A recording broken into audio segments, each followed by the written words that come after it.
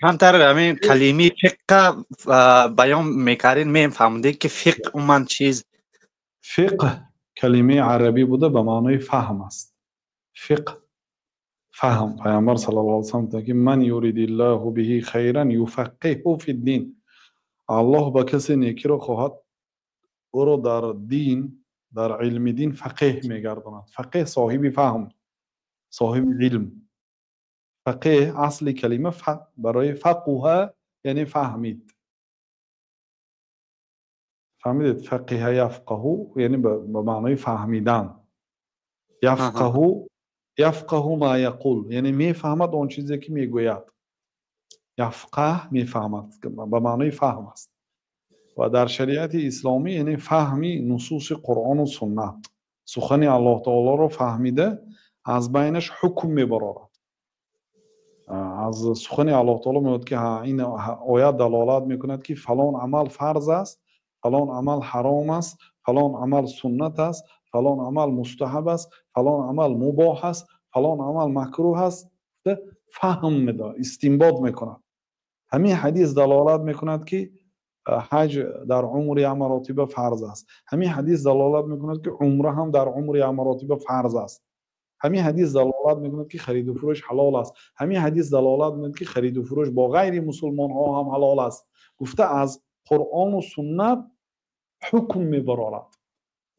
یک آدم عادی وقتی که قرآن رو میگیرد میخواند همین فهم ندارد. ممکن مثلا الله تعالی میگه که ای آنهایی که ایمان آوردید وقتی که به نماز جمعه ندا کرده میشد به نماز جمعه شتاب کنید و خرید و فروش رو ترک کنید. گفت این دلالت میکند که خرید و فروشی که در سوره بقره الله تعالی گفت که واحل الله البیع، الله تعالی خرید و فروش رو حلال گردانید گفته بود. لیکن روزی جمعه وقتی که اذان دوم جمعه گفته شد شما به سوی نماز شتاب کنید و خرید و فروش رو ترک کنید گفت. این دلالت می‌کند که خرید و فروش موقتا حرام شد. و اذا قضیت الصلاه وقتی که نماز جمعه تمام شد یعنی فرض امام سلام داد کو فانتشروا فی الارض در روی زمین پراکنده شوید. امر همین امری پروردگار دلالت به واجبیت میکند، حتمیت میکند یا دلالت به اجازت است.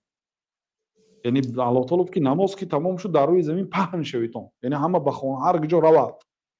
همین ضرور است یا که در مسجد تا عصر شنیمه میشد. اگر او ضرور باشد از مسجد برآمدن باید همه براید. اگر ضرور نباشد میتوند یک آدم تا عصر هم شیند.